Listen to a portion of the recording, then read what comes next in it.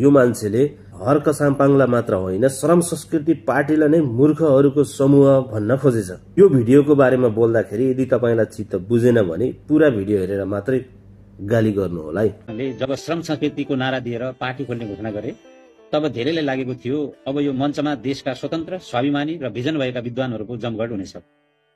तर विडम्बना पार्टीको स्वरूप नबन्दै त्यसको चरित्र उदाङ्गो भइसकेको छ। बौद्धिक वर्ग आउनु अघि नै त्यहाँको वातावरण विषाक्त भइसकेको छ। घण्टा हल्लाउँदैमा कोही चाहिँ भगवान हुँदैन भाइ। कुन चाहिँ कुरोमा यो विद्वान छ ल भन। यो कैदी अर्थ विशेषज्ञ हो, समाजशास्त्री हो, मुटु विशेषज्ञ हो, यो देशको लागि कुनै योगदान दिएको विद्वान हो। कुन चाहिँ कुरामा विद्वान छ पहिला यो कुरा भन। यो कैदी दुईटा चारवटा कुरामा चाहिँ विद्वान छ, यो कुरा चाहिँ मैले मान्छु। चार रोटी पड्काउने कुरामा, आफ्नै सन्तानलाई मेरो सन्तान होइन भन्ने कुरामा, क्यामेरामा देखिने सोझा सिधा नागरिकलाई सहकारीमा पैसा जम्मा गर्न लगाउने, सहकारीको पैसा कुम्लाउने अनि नेता बन्ने, यो कुरामा चाहिँ विद्वान हो। अनि अर्को सबै नेपालीलाई भ्रम छरेर आफू चाहिँ नेता बन्ने, यो कुरामा चाहिँ 100% विद्वान छ। यो कुरा सबै नेपालीलाई थाहा छ, यो कुरा चाहिँ भन्नु पर्दैन। उग्र जातिवादी ह्याङओभर भएका हैन, दशैंमा कालो टीका लगाउने, डलरवादी अभियान चलाउने, सामाजिक सहिष्णुता भड्काउने विखण्डनकारीहरूले जब अगाडिको सिट कब्जा गरे तब पछाडिको ढोकाबाट बौद्धिक वर्ग छिर्ने सम्भावना आफै समाप्त भएर गयो। जातका कुरा, धर्मका कुरा कसले गर्यो ल भन। तिमीहरूले नै लिड गर्यौ भने, तिमीहरूले नै नेतृत्व गर्यौ भने त्यो बौद्धिक हुन्छ।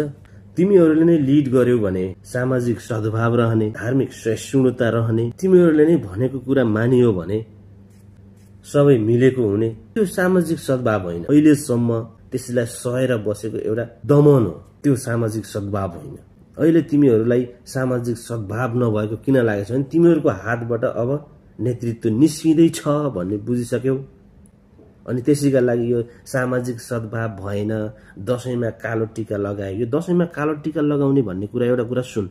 दशैंमा कालो टीका लगाउने, डलरवादी अभियान चलाउने, सामाजिक सहिष्णुता भड्काउने विखण्डनकारीहरूले जब अगाडिको सिट कब्जा गरे, आमाको पेटमा हिन्दू भएर आउने तर धरतीमा आउन बित्तिकै शूद्र हुने परम्परालाई कसले स्वीकार्न सक्छ? अनि कसले लगाउँछ रातो टीका? तेरो बाउ बलात्कारी, तेरो बाउ हत्यारा, तेरो बाउ भ्रष्टाचारी, तेरो बाउ देशद्रोही, त जन्मिँदै ब्राह्मण, जसले यो समाजमा वर्षौंदेखि पुर्खौंदेखि मेहनत गरेको छ, पसिना बगाएको छ, यो समाजलाई योगदान दिएको छ, ऊ चाहिँ जन्मिँदा साथ माटो टेक्न साथ शूद्र हुनुपर्ने अनि उसैले लगाइदिनु पर्ने रातो टीका? लगाउँदैनन्।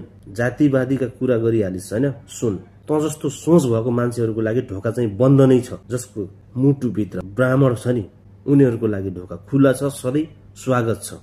तर जसको ब्राह्मण यहाँनेर छ नि धर्मको नाममा खेल खेल्ने